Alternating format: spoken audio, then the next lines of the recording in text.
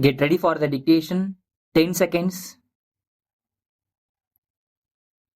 5 seconds. Start.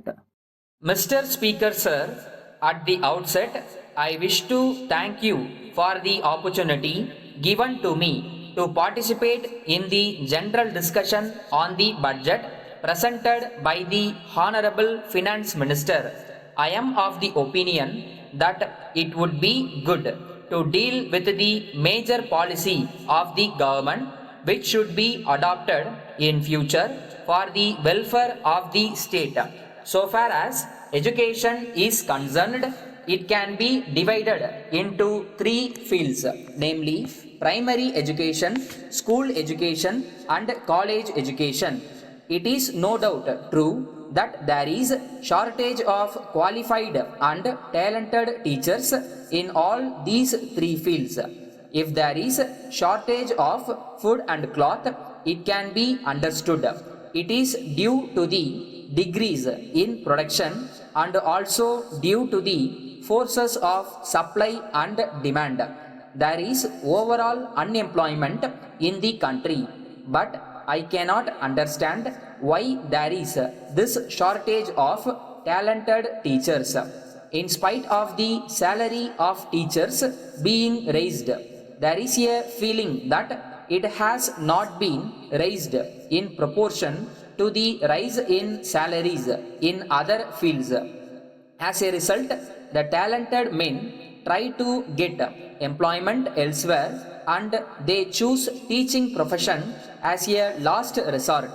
The salary of teachers should be raised so that it compares favorably with the salaries in other fields, and as a result, the teaching profession may attract the talented and efficient people. This will help to a large extent in solving the problem of shortage of qualified and talented teachers in the field of education. There is one other difficulty in the field of education. There is no sufficient equipment by way of building accommodation. Some honorable members suggested that the number of students to be managed by one teacher might be increased to some extent. I think such a course will affect the quality of education imparted. On the other hand, I am of the opinion that shift system may be introduced. This will help us to give education to a larger number of children without the necessity for more buildings. I am also aware that the shift system is successfully followed in some educational institutions in the state. I think this could be extended to more schools. Our country being an agricultural country, many people depend on agriculture for their living. Water is very much required for the success of agriculture. Irrigation facilities should be provided to the farmers. If they have to depend upon the monsoon rains for carrying on their agricultural operations, it will be difficult for them to stay in the agricultural profession for a long time. In these circumstances, we cannot prevent them from giving up agriculture and going over to some other professions. It is also possible for the government to give liberal assistance to them so that they may be able to dig more wells which will give them continuous supply of water. In this connection, I wish to point out that they have another problem to face. They find it difficult to get electric supply connection for their wells. Even if they manage to get such connections, the supply of electricity is not regular. With the irregular supply of electricity, they are not in a position to take up agricultural operations in a regular manner.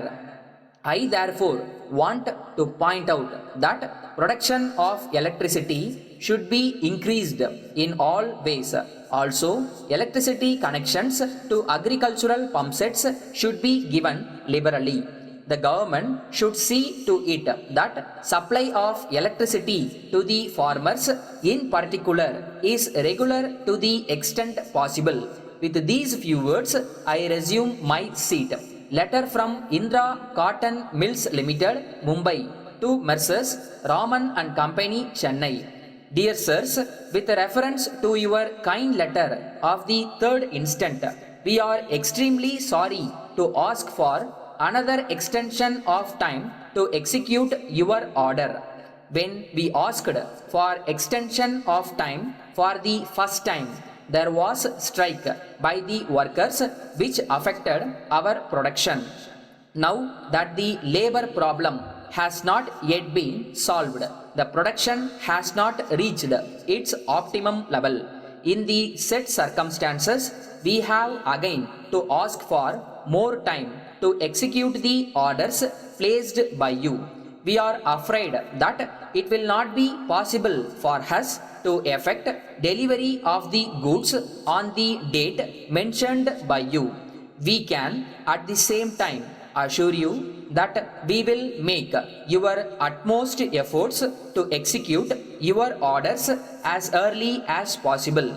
We hope you will realize that the delay in the supply of goods is due to circumstances beyond our control, and we shall very much appreciate if you can reply by a return of post giving us the additional time required. If you are in urgent need of the products within a short time, kindly inform us. We will procure the goods locally and send you the goods before the date stipulated by you in your last letter. We wish you success in your future endeavors and look forward to your early response in the matter. Yours faithfully.